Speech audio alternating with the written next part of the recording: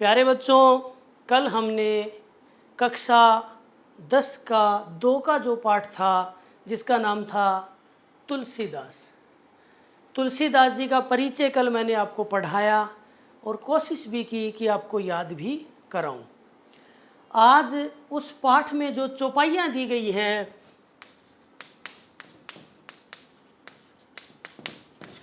उन चौपाइयों का हम भावार्थ समझेंगे। श्री राम पे लिखी हुई, तुलसीदास जी के द्वारा कलमबद्ध की हुई, इनको पढ़ेंगे, हमारा उद्धार भी होगा पढ़ाई के साथ साथ इसके साथ, क्योंकि भगवान से जुड़ी हुई चीज़ है।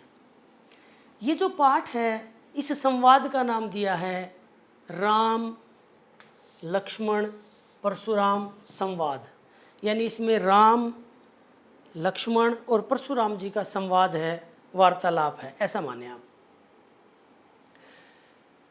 चौपाइयाँ कैसे कही, ये सारी बात मैं आपको बताऊंगा। पहले मैं ये स्थिति आपको बताता हूँ कि क्या हुआ यूं कि माता सीता जो है उसका स्वयंवर चल रहा था। माता सीता इस धरती की परम सुंदरी, परम ज्ञानिनी और राजा जनक की पुत्री, ऐसा संयोग उस धरती पर किसी का नहीं था उस समय। तो उससे शादी करने के लिए दूर दूर से राजा महाराजा, बड़े बड़े देशों से विदेशों से राजा महाराजा आए हुए थे। तो वहाँ पर क्या था कि एक धनुष था कि इस धनुष पे कोई प्रत्यंचा चढ़ा देगा वो विजेता होगा। अब वो धनुष बड़ा प्रतापी धनुष था, शिव जी के द्वारा भेंट किया हुआ था, बड़ा प्रतापी था। तो आम राजा तो ये मानो कि उसकी डोरी भी नहीं ला सकता। तो विभिन्न राजा प्रयास कर रहे थे। तो वहीं विश्वामित्र जी जो हैं वो अपने शिष्यों को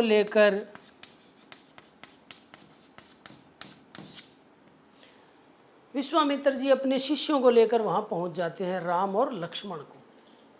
और राम और लक्ष्मण जो हैं वो शिष्य भेष में हैं,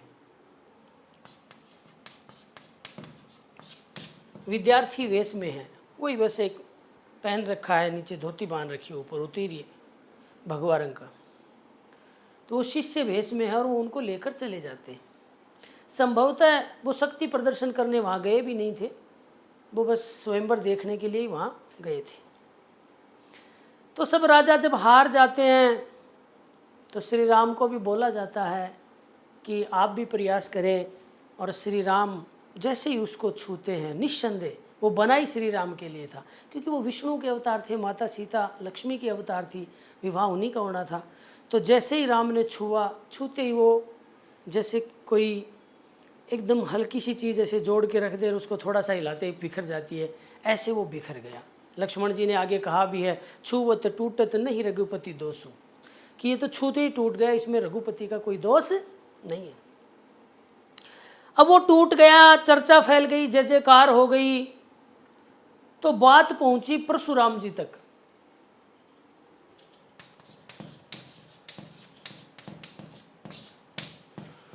परशुराम जी तक बात पहुंची तो परशुराम जी क्रोधित हो गए। क्यों? क्योंकि वो शिव जी का दिया हुआ धनुष था राजा जनक के पास और उसको किसी ने तोड़ दिया। ये बात उनको बड़ी क्रोधित कर गई और वो आग बबूला होके, और वो क्या थे, बड़े भगत थे परशुराम जी। किसके? शिव जी के। शिव जी के भगत थे, शिव जी के भगत थे, बहुत बड़े भगत थे, गुरु मानते थे शिव जी को अपना। और शिव जी ने कई बार उनकी परीक्षाएं ले लेकर देखा था, वो परीक्षा में हमेशा पास हुए थे। मतलब उनकी परीक्षाएं ली कठिन से कठिन, और वो कभी भी अपने जो दृढ़ निश्चय उससे विचलित नहीं हुए। तो बड़े प्रसन्न हुए थे। कौन? शिव जी भगवान। और शिव जी भगवान ने प्रसन्न होकर उनको अपना, देखो ये एक ऐसा होता है, फरसा बोलते हैं इसको, कुल्हाड़ी जैसा,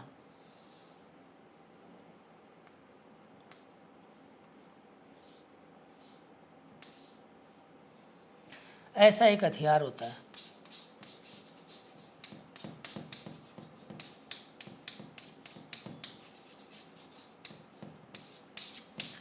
ये जो फरसा है, हथियार है, ये कुल्हाड़ी जैसा, कुल्हाड़ी से थोड़ा बड़ा, ये फरसा इनको शिव जी ने ही दिया था प्रसन्न होकर। तो शिव जी का बड़ा आदर करते थे, बड़ा मान करते थे, और वीर योद्धा थे। कहते हैं ये भी विष्णु जी के अवतार ही थे, तो शक्तिशाली भी थे बहुत। यूं माने कि पूरी धरती पर परशुराम जी जैसा वीर योद्धा मिलना मुश्किल था उस जमाने में, ऐसी स्थिति थी। पर आपको पता है विष्णु जी के अवतार कौन थे? श्री राम थे। इसलिए दोनों की टक्कर वहाँ पर बैठ जाती है। कैसे, क्या बड़ा रोचक प्रसंग है ये। तो परशुराम जी क्रोधित हो जाते हैं और कहते हैं जिसने भी ये तोड़ा वो बच नहीं सकता और मैं सबको मार दूंगा, और ये और वो थोड़े क्रोधी स्वभाव के थे, जल्दी क्रोधित हो जाते थे। तो राम ने देखा कि बात बिगड़ रही है, तो राम तो आप जानते हो, राम बड़े विनम्र स्वभाव के हैं, कोमल उनकी वाणी है, बड़े विनम्र हैं, कोमल हैं, आज्ञाकारी हैं, बड़ों का आदर करने वाले हैं।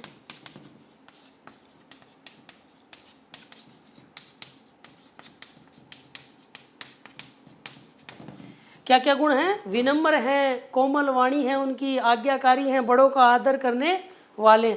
उन्होंने देखा कि गुरु जी को शांत करते हैं, परशुराम जी को शांत करते हैं।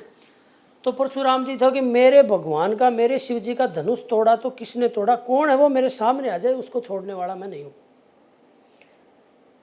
तो भगवान राम ने उनको शांत करने के लिए कही है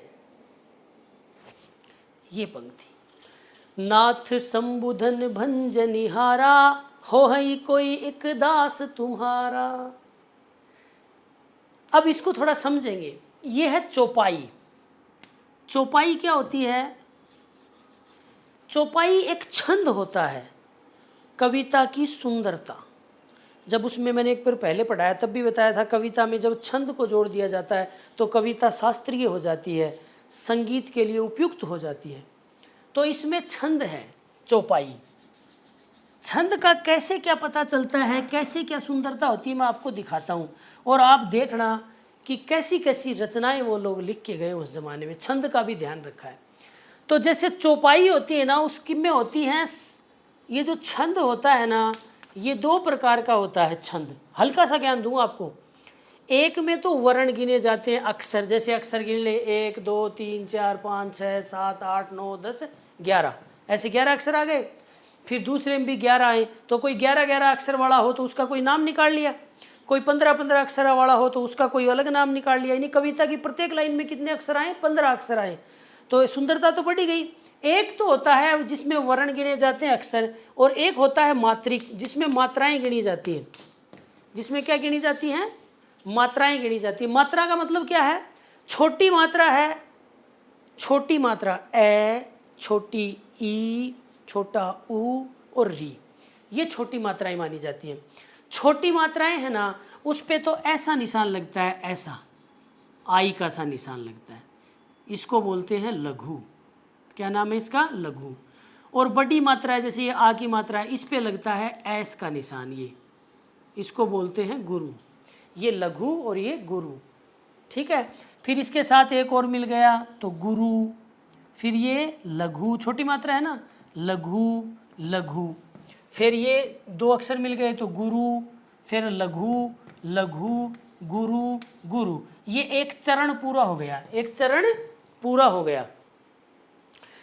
तो इस एक चरण में क्या होता है? 16 मात्राएं होती है, उसको चौपाई बोलते हैं। क्या बोलते हैं? चौपाई। देखो गिनेंगे तो कैसे गिनेंगे?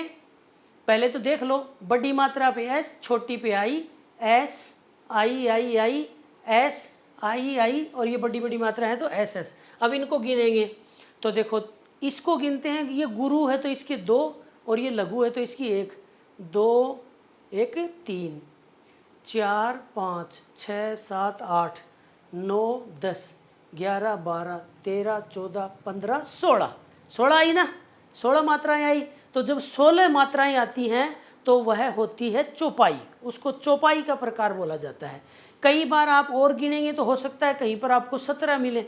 तो वो लघु गुरु एक आधी जो मात्रा होती है ना, वो लघु गुरु को छोटा बड़ा कर सकते हैं, ये नियम होता है इसमें। पर अधिकांशतः आपको 16 ही मिलेंगी। कहीं 15 मिले तो वहाँ भी 16 हो जाती है लघु गुरु के नियम से, 17 मिले तो वहाँ 16, पर 16 होती है, ये इसकी शर्त है। तो आप जब भी प्रश्न करेंगे, तो आप जब भी प्रश्न आएंगे उसमें आप ऐसे लिख सकते हैं, प्रभावशाली लगेगा आपका लिखना कि फला चौपाई में ये कहा है, उस चौपाई में ये कहा, चौपाई चौपाई, तो 5-4 बार चौपाई चौपाई बोलोगे तो बहुत अच्छा लगेगा।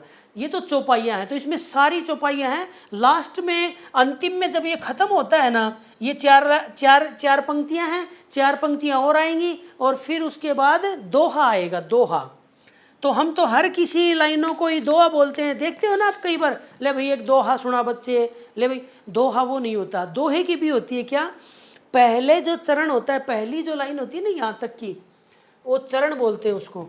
तो उस एक चरण में पहले 13 मात्राएं होती हैं, फिर होती हैं 11, अगले चरण में कितनी होती हैं 11, तो 13-11, पहले में 13, दूसरे में 11, उसको दोहा कहते हैं। तो ये चौपाइयाँ चलेंगी और फिर अंतिम में आएगा दोहा। समझ गए आप बात को? तो ये इस चौपाई में क्या बताया गया है देखते हैं, आइए।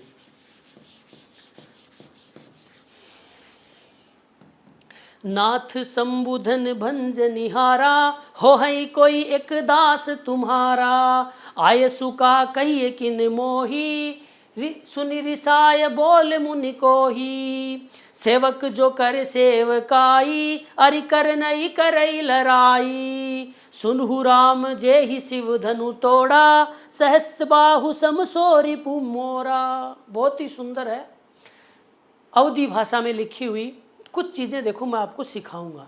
एक तो मैंने पहले ही बताया था, ब्रज भाषा अवधी भाषा में ये स नहीं मिलेगा आपको, शंकर जी वाला, समझ रहे हो, जिसको हम क्या बोलते हैं तालव्य स, इसकी जगह ये स मिलता है, ण की जगह न मिलता है, ड़ की जगह र मिलता है, य की जगह ज मिलता है।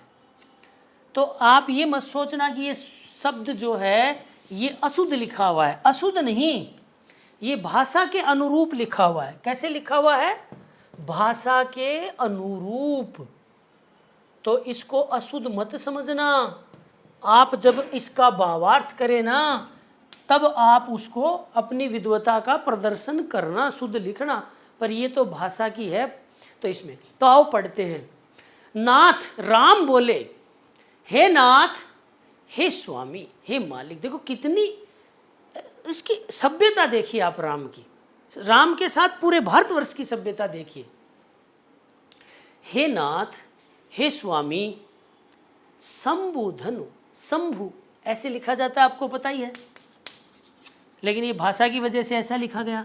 शंभु कहते हैं शिवजी का, धनु यानी धनुष।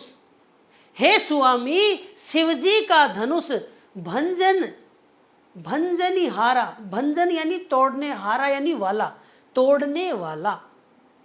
हे स्वामी, शिवजी का धनुष भंजनी हारा, तोड़ने वाला, हो है होगा, केऊ यानी कोई, एक दास एक सेवक, तुम्हारा यानी तुम्हारा, कि शिवजी को तोड़ने वाला। ऐसे राम जी ने हाथ जोड़े होंगे कि शिवजी के धनुष को तोड़ने वाला, हे स्वामी आपका ही कोई चेला होगा, आपका ही कोई सेवक होगा, और तो किसकी हिम्मत है। पुनः देखें, नाथ शंभु धन भंजनिहारा, हे स्वामी शिवजी का धनुष तोड़ने वाला, हो ही होगा, केऊ यानी कोई, एक दास यानी एक सेवक, तुम्हारा यानी तुम्हारा, तुम्हारे किसी सेवक ने तोड़ा होगा। फिर राम जी क्या कहते हैं? आयसु कह कहिए, आयसु यानी आज्ञा, अब वो टूट गया सो टूट गया।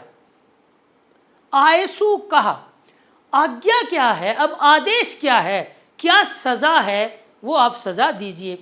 आयसु कहा, आज्ञा का है, कहिए किन मोही, मोही यानी मुझको। अब ये किन है ना, इसका एक प्रकार है, आप मुझको क्यों नहीं कह रहे, आज्ञा आप मुझको बताइए, पर इससे सेंटेंस आपसे बनेगा नहीं, तो इसको एक बार साइलेंट रखो।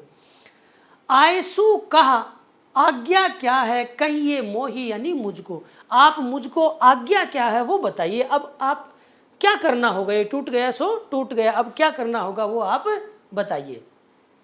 पुनः देख लें एक बार, कठिन है इसलिए बार बार कह रहा हूँ। आयसु यानी आज्ञा, कह यानी कहा, कहिए यानी कहिए, मोही यानी मुझको। अब जब राम जी ने ये बात बोली कि आपके ही किसी सेवक ने तोड़ा है और अब आप क्या आज्ञा है वो बताइए, तो उसकी बात सुनकर देखो, सुनी रिसाय बोल मुनि को ही, सुनी यानी सुनकर, रिसाई यानी क्रोध में आकर, रीस में आकर, सुनी यानी सुनकर, राम की बात सुनकर, रिसाई यानी क्रोध में आकर, बोले यानी बोले, मुनि यानी मुनि, कोही यानी क्रोधी, वो क्रोधी स्वभाव वाले मुनि, क्रोधी स्वभाव वाले मुनि, रिसाई यानी गुस्से में आकर राम की बात सुनकर बोले। तो वो राम की बात उन्होंने सुनी कि राम कह रहा है कि किसी सेवक ने ही तोड़ा है, और ये बात जब उन्होंने सुनी तो उनको गुस्सा आ गया। वो क्रोधी ऋषि तो थे ही, और क्रोधित होकर बोले। तो एक बार इन मीनिंगों को जरूर देख लें आप। सुनी यानी सुनकर, क्या सुनकर? राम की बात सुनकर। रिसाई यानी क्रोध में भरकर, बोले यानी बोले, मुनि यानी मुनि, कोही यानी क्रोधी, क्रोधी मुनि गुस्से में आकर बोले। क्या बोले? सेवक जो कर सेवकाई, अरि कर नहीं करई लड़ाई। सुन रहे राम? तू कह रहा है कि किसी सेवक ने ये काम किया है। सेवक शो, देखो ये वही शब्द आ गया, शो। सह संस्कृत वाला है ना, सह जिसका अर्थ होता है वह है, तो वो संस्कृत का ही इन्होंने यहाँ पर इस्तेमाल किया है, थोड़ा सा बदल के रूप को। तो शो मानी वह, शो मानी वह, सेवक वह जो यानी जो करे यानी करे, सेवकाई यानी सेवा। सुन भाई राम, सेवक वह होता है जो सेवा करता है, अर्थात भला करता है। सेवक शो जो करे सेवकाई, सेवक वह है जो सेवा करे। पर इसने सेवा नहीं की, मेरे गुरुजी का धनुष तोड़ डाला, मेरे गुरुजी का धनुष तोड़ डाला। तो क्या करा है, क्या किया इसने? अरि कर नहीं करई लड़ाई। अरि शत्रु को कहते हैं, करणी यानी कर्म, शत्रुता का कर्म, दुश्मनी का काम, करी करने वाला, करई यानी करता है, लड़ाई यानी लड़ाई। अरे दुश्मनी का काम करने वाला तो लड़ाई करता है, शत्रुता का काम करने वाला तो लड़ाई करता है, सेवा नहीं करता है। दोबारा देखो कितनी शानदार पंक्ति है। सेवक सो जो करे सेवकाई, सेवक वह होता है राम जो सेवा करता है। अरि करणी, आप कौन बोला तेरी करनी तेरे काम आएगी, तेरे कर्म, तो वो करनी। अरि यानी शत्रुता का, करणी यानी कर्म, शत्रुता का कर्म, करी यानी करने वाला, करई यानी करता है, लड़ाई यानी लड़ाई। लेकिन दुश्मनी का काम करने वाला तो दुश्मनी ही निभाता है, अर्थात लड़ाई ही करता है। और इसने मेरे साथ दुश्मनी निभाई है, मेरे गुरुजी का धनुष तोड़ गिरा, जो भी है। ये हो गया। फिर नीचे आ जाओ। अब फिर वो राम को चेतावनी देकर क्या कह रहे हैं, देखो बता रहे हैं कि मेरे हृदय में जिसने भी ये धनुष तोड़ा है ना, उसके लिए मेरे हृदय में कितना क्रोध है, मैं उसको कैसा शत्रु मानता हूं। तो मैं एक बार आपको थोड़ा सा बैग पीछे लेके जाता हूं इतिहास में, ताकि आप ये बात को समझ जाएं। देखो एक राक्षस था जिसका नाम था सहस्त्रबाहु।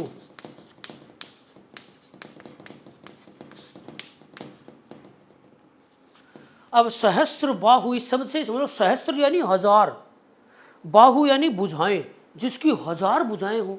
अरे मैं सोचता हूँ 4 भुजा हो तो 2 से आदमी कट पकड़ दे, 2 से डुक मार दे, 6 हो तो 2 से ईंट मार दे, 2 से बाठे मार दे, 8 हो तो कुल्हाड़ा मार दे, कस्सी मार दे, 10 हो तो किसके किसके वश में आए वो आदमी।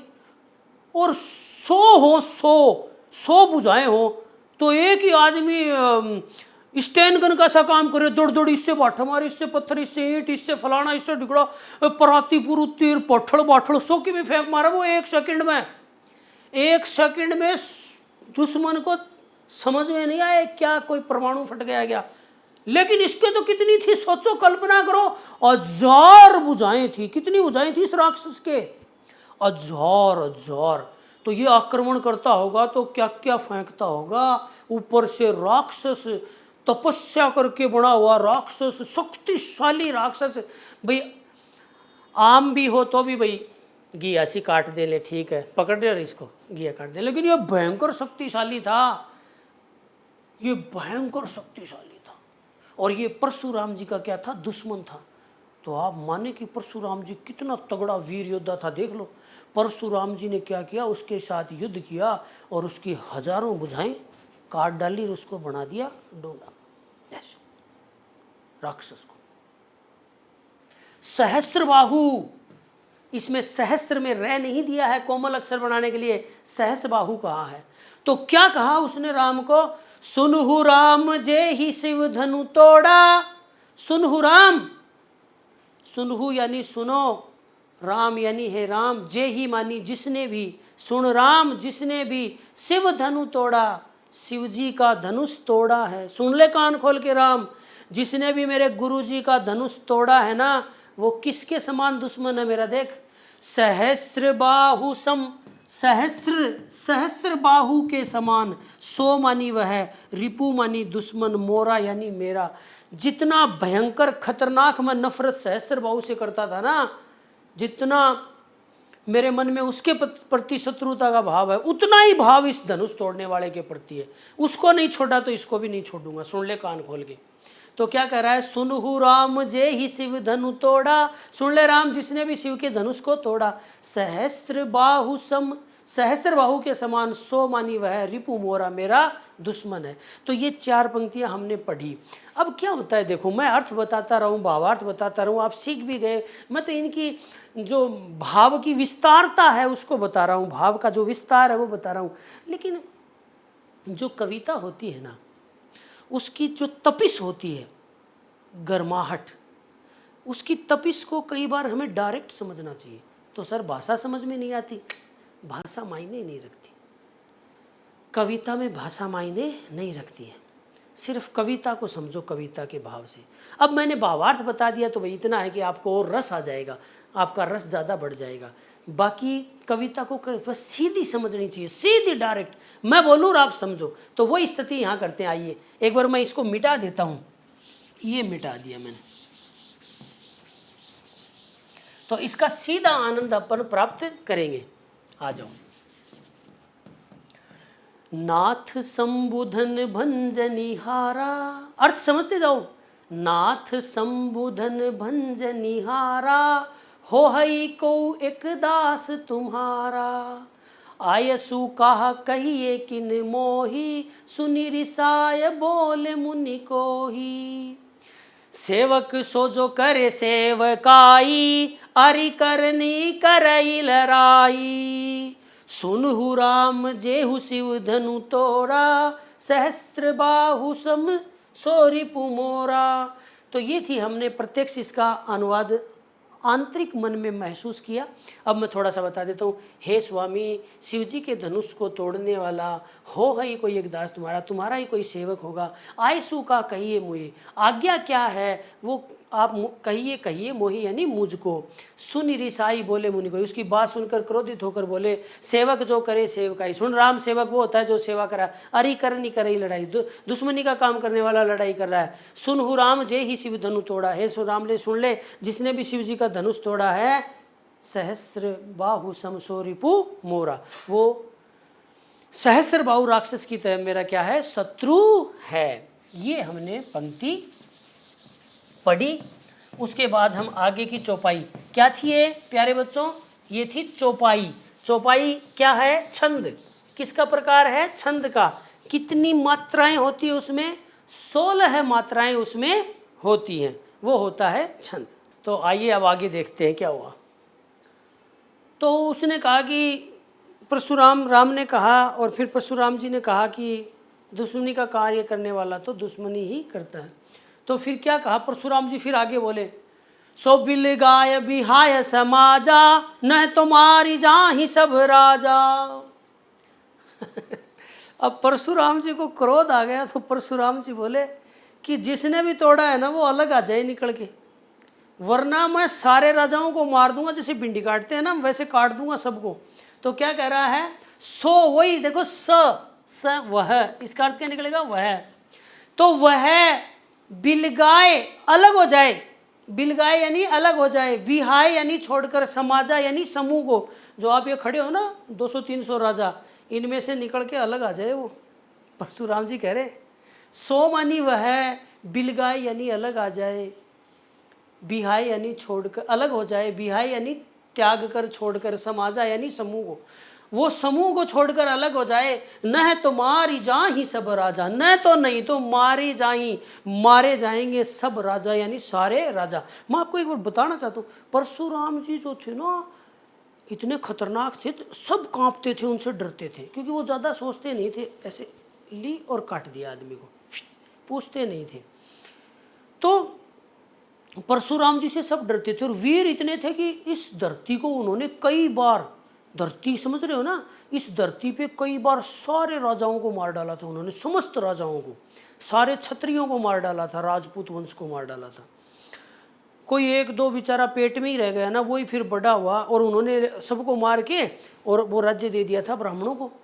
फिर कोई एक दो किसी महारानी रानी के पेट में रह गया, वो बड़ा हुआ, फिर लड़ लड़ा के दोबारा ब्राह्मणों से छीन छान के राजा बना। यानी परशुराम जी बड़े खतरनाक थे, तो सबकी पिंडियां कांपती थी उनसे। तो क्या कह रहे हैं ये, कोई ऐसे उन्होंने ऐसे नहीं बोले डराने के लिए, धमका के बोली ये बात, सो बिल गाय बिहाय समाजा, न तुम्हारी जाहि सब राजा। सो वह विल गाय यानी अलग हो जाए, छोड़कर समूह को, न तो मारे जाहि सब राजा, नहीं तो सारे राजा मारे जाएंगे, मैं सबको मारूंगा, कि तो अलग आ जाए, वरना मैं एक को ही नहीं छोड़ूंगा, ऐसे भिंडी सी काट दूंगा सबकी। तो फिर अब क्या है देखो, अब लक्ष्मण जो है ना, अब आपको पता है लक्ष्मण भी वीर योद्धा थे, राम के भाई थे, अवतार थे वो भी। तो लक्ष्मण जो है उसको ये बात, क्योंकि भाई क्षत्रिय पुत्र थे, दलीप, रघु, अज, दशरथ, इनका बड़ा कुल है, हर एक कुल की एक बड़ी गाथा है। दलीप उनके वंशज थे, उस कुल के, ये सूर्य वंश के। तो इनकी रगों में थोड़ा खून दौड़ गया लक्ष्मण की, यार बड़े जोर के, यार बहुत बड़ी डोनगिरी दिखा रहा है कि सारा ही राजा मारे जाओ, नहीं तो लक्ष्मण क्या करे, देखो, सुनी मुति वचन लखन मुस्काने, लक्ष्मण ना हंसी आ गई। अब कोई आदमी क्रोध में है, कोई के साथ दुखद घटना घट जाए, और पाछे कोई हंस जाए, जैसे कोई गिर गया और हमें हंसी आ जाए, तो वो गिरने से ज़्यादा दुख उसको उस हंसी का आता है। तो लक्ष्मण को क्या है कि हंसी रुकी नहीं, लक्ष्मण को हंसी आ गई, और परशुराम जी गुस्से में थे, हंस गए, तो परशुराम जी और आग बबूढ़ा हो जाएंगे, देखना अब। तो सुनी मुनि वचन, सुनी यानी सुनकर, मुनि वचन यानी मुनि के वचन, मुनि कौन है, परशुराम। लखन मुस्काने, लक्ष्मण को हंसी आ गई, बोले यार बड़ो डोन हो रहे, यार हद की बात है। लक्ष्मण मुस्काने लगे, और फिर बोले, रुका नहीं गया, बोले यानी लक्ष्मण जी बोले, परसु धर ही, परसु यानी फरसा धर ही, वो इस आकृति का मैंने बताया था ना आपको, इस आकृति का, परशुधर ही, परसे को धारण करने वाला, अर्थात परशुराम बोले, परशुराम के अवमाने। अब अवमाने यानी अपमान मान लो, हल्का, हालांकि अवमानना एक शब्द होता है, अवमानना ज़्यादातर जो है अपने जो न्यायालय हैं, कोर्ट जो होते हैं, उसमें ये शब्द ज़्यादा काम में आता है। तो अपमान में और अवमानना में थोड़ा अंतर होता है। अवमानना में क्या है कि आपको कोई बात मैंने कही कि बेटा इधर बैठ जा, और आप नहीं बैठे, ये है अवमानना। अपमान थोड़ी बड़ी चीज होती है, तो आप इसमें ये शब्द याद करेंगे, अपमान नहीं लिखेंगे, क्या लिखेंगे, अवमानना में। तो लक्ष्मण क्यों अपमान, परशुराम जी आखिरकार विष्णु जी के अवतार हैं, तो ज़्यादा उनके बारे में हम छोटा शब्द काम में नहीं लेंगे, तो अवमानना याद करो। बोले परशुधर ही अवमाने, और परशुराम जी की अवमानना में बोले, अवमानना, भाई इतना तो दे रखा है अवमान, तो फिर इसमें इसके याद कर लो, अब देखो अवमान दे रखा है, ना और जोड़ना है, अवमानना, परशुराम जी की अवमानना में बोले। कौन बोले, लक्ष्मण बोले, और हंस के बोले, क्या बोले, देखो कितनी बड़ी बात बोली, बहुधनु ही तोरे लरकाई, कब हुन असिरीस कीनी गोसाई। बोले महाराज आप हमारे महल में आते जाते रहते थे, जंगल में भी आते जाते रहते थे जहाँ हम शिक्षा ले, हमने बचपन में बड़े धनुष तोड़े हैं, पर आपके सामने ही तोड़े हैं, और आपने तो कभी ऐसा गुस्सा नहीं किया। तो क्या कह रहे हैं, बहुधनु ही, बहुत से धनुष तोड़ी, यहाँ री आ गया ना भाषा के कारण, तोड़ी यानी तोड़े हैं, लरकाई लड़काई यानी बचपन में, कि बहुत से धनुष तोड़े हैं बचपन में। अब इसको शुद्ध हिंदी में लिखेंगे तो हमने बचपन में बहुत से धनुष तोड़े हैं। कबहू न, कबहू यानी कभी भी, न मानी नहीं, कभी भी नहीं। असी रीस, असी मानी ऐसा, रीस यानी क्रोध, कीनी यानी किया, गोसाई, गोसाई मतलब स्वामी, हे मेरे मालिक, हे मेरे स्वामी, हे मेरे प्रभु, कभी भी ऐसा क्रोध, कीनी यानी नहीं किया, न कीनी नहीं किया, नहीं किया, गोसाई यानी हे मेरे स्वामी। तो हे मेरे स्वामी, आपने ऐसा क्रोध कभी भी नहीं किया, निरे धनुष तोड़े पर आपने कभी क्रोध नहीं किया। अब देखो और लक्ष्मण आगे उकसाता है उनको, ये ही धनु पर, ये ही यानी इसी, धनु पर यानी धनुष पर, ममता यानी प्रेम, इसी धनुष पर प्रेम के ही हेतु, किस लिए है, वाई, क्यों है, इसी धनुष पर इतना प्रेम क्यों है। और ज़्यादा गुस्सा दिला दी, इतनी बात परशुराम सुनता नहीं है। अगला कह बोले ना उससे पहले फै कर देता है कौन, परशुराम, मार देता है उसको, पर वो सुन रहा है इसकी बात। यही धनु पर ममता के ही हेतु, बोले इसी धनुष पर इतना प्यार कैसे आपको। अब ये बातें सुन ली उसकी, लक्ष्मण की। अब देखो, सुनी, सुनकर, रिसाई यानी क्रोध में आकर, कह यानी कहा, भृगु कुल केतु। ये देखो, भृगु ऋषि हुए हैं ब्राह्मण वंश में, और कुल यानी उनका कुल, भृगु का कुल, उसकी केतु यानी पताका, झंडा।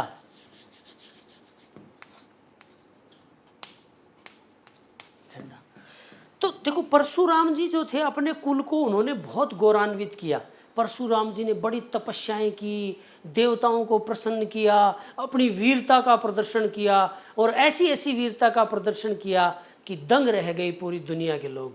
तो परशुराम जी ने अपने कुल को बहुत आगे बढ़ाया। तो भृगु कुल की केतु उनको कहा गया है।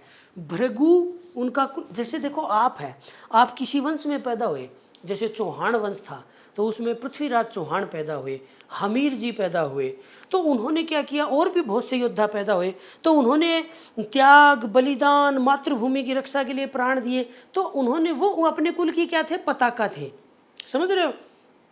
इसी तरह अन्य अन्य जगह पर अन्य अन्य वीर जो पैदा हुए, तो वो कुल होता है, एक कुल होता है। उस कुल में अगर आप, जैसे आप किसी भी जाति में पैदा हो गए, आपका कोई गोत्र है और उसमें आपने बहुत बड़ा नाम रोशन कर दिया, बहुत बड़ा, तो आप उस कुल की क्या हो गए, पताका हो गए। तो परशुराम जी ने भी बहुत महान काम किए थे, इसलिए उनको भृगु, जो उनका वंश था, वो कुल था, उस भृगु वंश की उनको पताका कहा जाता था, झंडा कहा जाता था। वो भृगु कुल के झंडे थे। अब आप देख लो कि आप झंडे हो क्या हो। तो अपने कुल को आगे ले जाने की कोशिश करनी चाहिए ताकि आप भी कुछ बने। तो भृगु कुल केतु, सुनी यानी सुनकर, रिसाई यानी क्रोध में आकर, कह यानी कहा, भृगु कुल केतु, भृगु कुल की पताका ने, अर्थात परशुराम जी ने कहा। किससे कहा, लक्ष्मण से।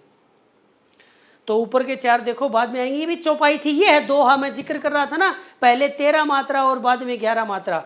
तो ये दोहा है, ये चौपाई ही 16-16 मात्रा की, ये भी एक चौपाई है यहाँ तक, फिर भी आगे। तो एक बार पुनः देख लें। परशुराम जी बोले राम से, सोबिल गाय बिहाय समाजा, न तुम्हारी जा ही सब राजा, कि वो समाज को छोड़ के अलग हो जाए वरना मैं सबको मार डालूंगा। सुनी मुनि वचन लखन मुस्काने, बोले परशुधर ही अवमाने। उसकी बात सुनकर लक्ष्मण मुस्काने लगे और परशुराम की अवमानना में बोले, बहुधनु ही तोरे लड़काई, कबून असिरीस की गोसाई, कि बहुत से बचपन में हमने धनुष तोड़े, आपने कभी ऐसा क्रोध नहीं किया। ये ही धनु पर ममता के ही हेतु, इसी धनुष पर इतना प्यार क्यों है। सुनि रिसाय बोले मुनि, सुनि रिसाय कह भृगुकुल केतु, और उसकी बात सुनकर भृगुकुल की केतु ने कहा, अर्थात परशुराम जी ने कहा। क्या कहा, देखो ये अंतिम इसका दोहा है, देख क्या कह रहे हैं। रनरप बालक काल बश बोलत तो ही न संभारे,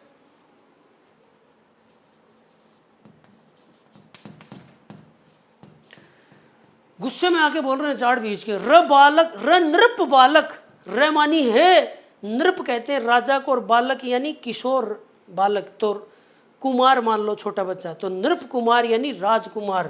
भाई नृप का अर्थ है राजा, और कुमार, बालक का मतलब कुमार, तो हे राजकुमार, इसका अर्थ हो जाएगा नृप बालक का। हे राजकुमार, कालवश तेरी मौत आई है, तू मौत के वश में आ चुका है, तू काल के वश में है। बोलत तो ही न संहार, बोलत यानी बोली पर, तो ही यानी तुम्हारा, न मानी नहीं, संहार यानी संहार अर्थात नियंत्रण नहीं है, तुम्हारा तुम्हारी बोली पर नियंत्रण नहीं है। हे बालक, हे राजकुमार, तू काल के वश में है। बोलत यानी बोली पर, तो ही यानी तुम्हारी, न मानी नहीं, संभार यानी नियंत्रण, तेरा तेरी बोली पर नियंत्रण नहीं है, तुझे ये नहीं पता तू क्या बोल रहा है। तूने कहा ना कि ये इस धनुष पर इतना प्यार क्या है, कई धनुष तोड़े हैं, तो सुने, धनु ही सम त्रिपुरारी, धनु विदित सकल संसार। तो सुने, त्रिपुरारी किसको कहते हैं? शिव जी को। धनु यानी धनुष, त्रिपुरारी धनुषम, अरे सुने, धनु ही, ये जो धनुष था ना जिसको तुमने खंडित कर दिया, तोड़ दिया, या जिसने भी तोड़ दिया अभी तो उनको पता नहीं, ये जो धनुष था, ये धनुष त्रिपुरारी धनु, शिवजी के धनुष के सम यानी समान था। ये शिवजी के धनुष के समान, जो शिवजी के पास में है ना वर्तमान में धनुष, उस धनुष के समान ये धनुष था, इतना प्रतापी धनुष था। तुझे यही नहीं पता, तू कह रहा है ऐसे ही तोड़ दिए कहीं। तो यह धनु ही यानी यह धनुष शिवजी के धनुष के समान था। विदित सकल संसार, विदित यानी जानता है, सकल संसार यानी सारा संसार, इस बात को सारा संसार जानता है कि राजा जनक के पास जो धनुष था ना, वो कोई सामान्य धनुष नहीं था, वो शिवजी के धनुष के समान धनुष था। तो प्यारे बच्चों, ये हमने चौपाइयाँ पढ़ी 8, और 8 के साथ एक और आगे 16 चौपाइयाँ पढ़ी, और दोहे, एक दोहा पढ़ा। तो बहुत बहुत धन्यवाद।